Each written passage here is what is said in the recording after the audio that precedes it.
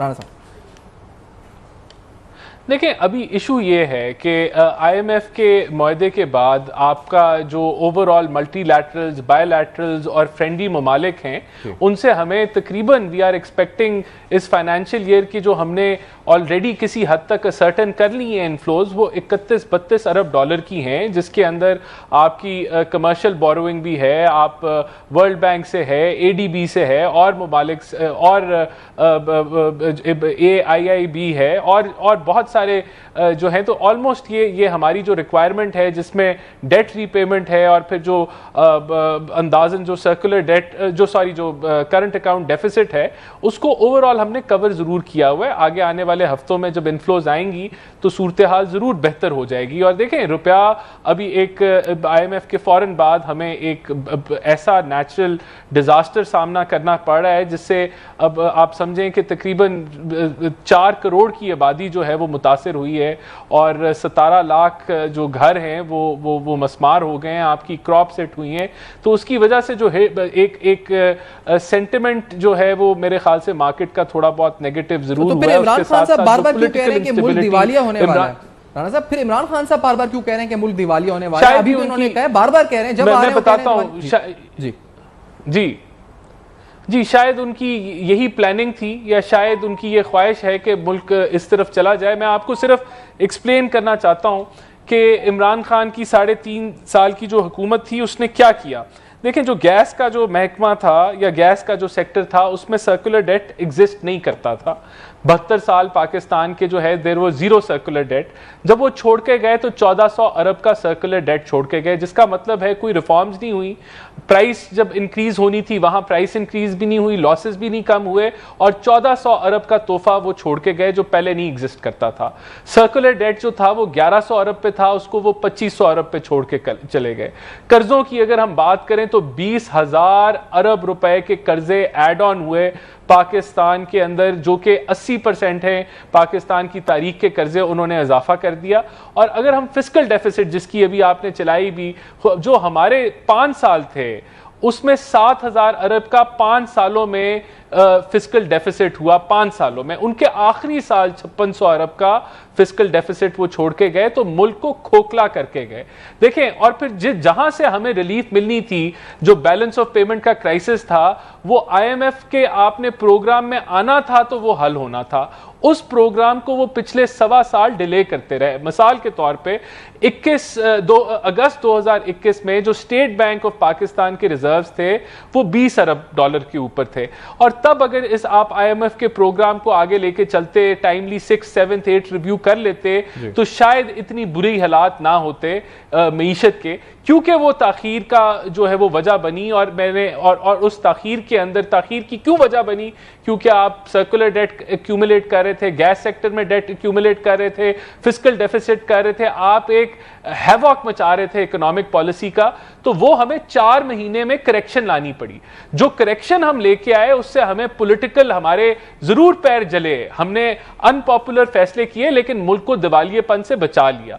तो मैं समझता हूं कि ये अब इमरान खान का ये कहना कि जी इन्होंने मईशत को जो है वो बुरे हाल कर दिए, महंगाई का बुरा हाल कर दिया, तो वो इसलिए हुआ क्योंकि हमने उसके 3.5 साल के गंद का जो करेक्शन था हमें 4 माह में करना पड़ा कि मुल्क जो है वो दिवालियेपन से बच जाए।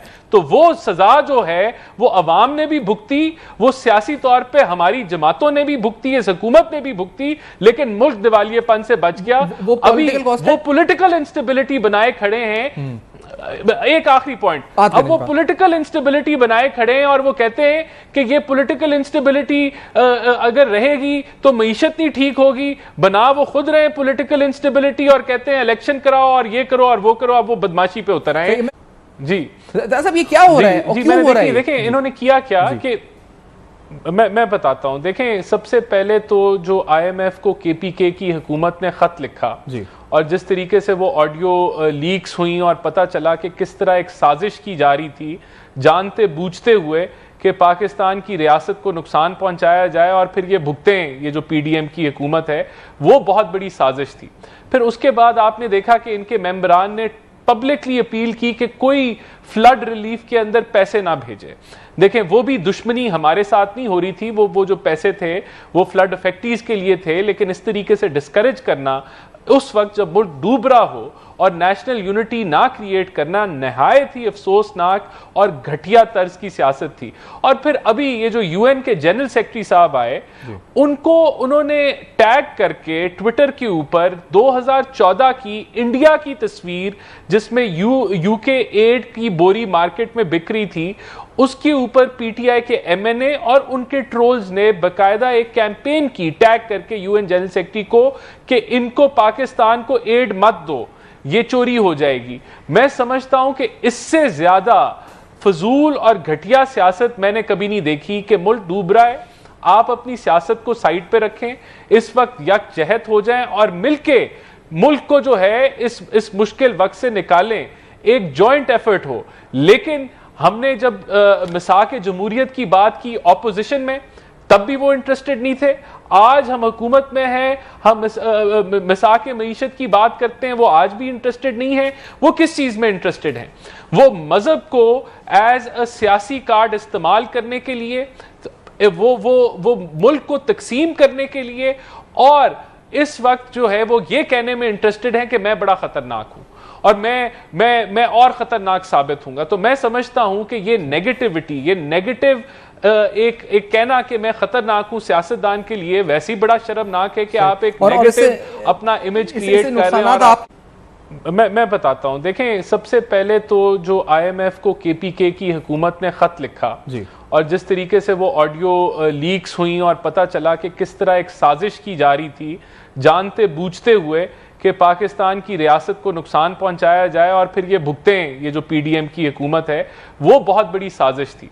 फिर उसके बाद आपने देखा कि इनके मेंबरान ने पब्लिकली अपील की कि कोई फ्लड रिलीफ के अंदर पैसे ना भेजे। देखें, वो भी दुश्मनी हमारे साथ नहीं हो रही थी, वो जो पैसे थे वो फ्लड अफेक्टीज के लिए थे, लेकिन इस तरीके से डिस्करेज करना उस वक्त जब मुल्क डूब रहा हो और नेशनल यूनिटी ना क्रिएट करना नहायत ही अफसोसनाक और घटिया तर्ज की सियासत थी। और फिर अभी ये जो यूएन के जनरल सेक्रेटरी साहब आए, उन्होंने टैग करके ट्विटर के ऊपर 2014 की इंडिया की तस्वीर जिसमें यूके एड की बोरी मार्केट में बिक रही थी, उसके ऊपर पीटीआई के एमएनए और उनके ट्रोल्स ने बकायदा एक कैंपेन की टैग करके यूएन जनरल सेक्रेटरी को कि इनको पाकिस्तान को एड मत दो, ये चोरी हो जाएगी। मैं समझता हूं कि इससे ज्यादा फजूल और घटिया सियासत मैंने कभी नहीं देखी कि मुल्क डूब रहा है, आप अपनी सियासत को साइड पे रखें, इस वक्त यकजहत हो जाएं और मिलके मुल्क को जो है इस मुश्किल वक्त से निकालें, एक जॉइंट एफर्ट हो। लेकिन हमने जब मिसाक जमहूरियत की बात की ऑपोजिशन में, तब भी वो इंटरेस्टेड नहीं थे। आज हम हुकूमत में हैं, हम मिसाक मईशत की बात करते हैं, वो आज भी इंटरेस्टेड नहीं है। वो किस चीज में इंटरेस्टेड हैं? वो मजहब को एज अ सियासी कार्ड इस्तेमाल करने के लिए, वो मुल्क को तकसीम करने के लिए, और इस वक्त जो है वो ये कहने में इंटरेस्टेड है कि मैं बड़ा खतरनाक हूं और मैं और खतरनाक साबित होऊंगा। तो मैं समझता हूं कि ये नेगेटिविटी, ये नेगेटिव एक कहना कि मैं खतरनाक हूं सियासतदान के लिए वैसे ही बड़ा शर्मनाक है कि आप एक नेगेटिव अपना इमेज क्रिएट कर रहे हैं और आप कह रहे हैं कि मैं फ्लड्स तो ये भी हो रहे हैं।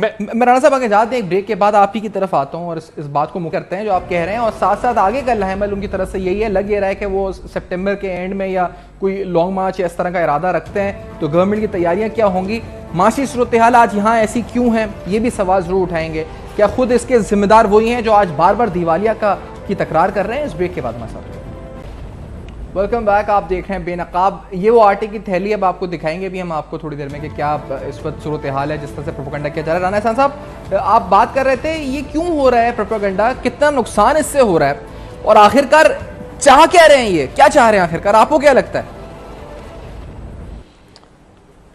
देखें, वो वजीर आजम बनना चाह रहे हैं और वो तड़प रहे हैं क्योंकि उनके जो अपने जो चीफ मिनिस्टर हैं पंजाब के, उनके बारे में ये वो कह चुके हैं पब्लिकली कि इनके नैपी चेंज कर के जो है एक अदारा थक गया था और अब वो न्यूट्रल हो गया है, तो इनको तकलीफ है कि ऐसे नहीं होना चाहिए। वो उनको कभी कुछ अलकाब जो है वो बकते हैं, कभी उनको कुछ अलकाब कहते हैं कि जानवर न्यूट्रल नहीं होते तो कुछ क्या होता है। तो ये मसला ये है कि वो कर ये रहे हैं, वो उनका मौक़िफ़ ये है कि वो जो हैं बहुत पॉपुलर हो गए हैं उनके बकौल, या बड़े हैंडसम हो गए हैं, और उन्होंने अगर कोई इलीगैलिटीज़ की हैं, जिस तरह तोशा खाना की इनकम नहीं डिक्लेयर की, या फॉरेन फंडिंग के अंदर पाकिस्तान के कानून की धज्जियाँ उखाड़ दी हैं, चाहे वो फॉरेन फंडिंग लेना हो, फॉरेन कंपनी से फंडिंग लेना हो, दर्जनों अकाउंट की मिस डिक्लेरेशन हो, और उन्होंने जो 650 कनाल उनकी एहलिया ने, उन्होंने फरा गोगी ने चंदे में $250 मिलियन की मनी लॉन्ड्रिंग को एडजस्ट कराने में ले लिए, वो कोई मानी नहीं रखती। अगर वो ललकारें जजों को, उनको धमकियां दें पब्लिकली, तो उनके ऊपर कोई उनको हाथ ना लगाए। अगर वो आईजीज को ललकारे, उनको कोई टच नहीं कर सकता, वो क्योंकि पॉपुलर हैं। तो ये उनके मुताबिक पाकिस्तान चले। पाकिस्तान में जो है वो जो मौजूदा हुकूमत है वो रिज़ाइन करे, तोड़ दे हुकूमत, और इलेक्शंस फ़ौरन हो, और उस टेन्योर के अंदर जो है वो चीफ ऑफ आर्मी स्टाफ की भी सिलेक्शन ना हो। और फिर ये नहीं कि वो जो है वो समझते हैं कि पाकिस्तान का मुस्तकबिल जो है वो उनके हाथ में है, और उनके ऊपर पाकिस्तान का कानून जो है वो नाफिज नहीं होता, और उनके मुताबिक पाकिस्तान चलेगा। तो ये उनकी भूल है, ऐसा कुछ नहीं होगा। ना वो पॉपुलर हैं, ना जो है वो कानून उनके दोरा म्यार अपनाएगा, और दूसरे सियासतदानों के लिए और होगा और इनके लिए और होगा। सब कुछ कानून के और आइन के मुताबिक चलेगा। ये एक आइनी हुकूमत है, ये अपनी मुद्दत पूरी करेगी जब तक वो चाहेंगे। जब ये हुकूमत चाहेगी तो इलेक्शंस होंगे। तो मैं समझता हूं कि उनकी कंफ्यूजन आगे आने वाले दिनों में, या जो वो पटरी से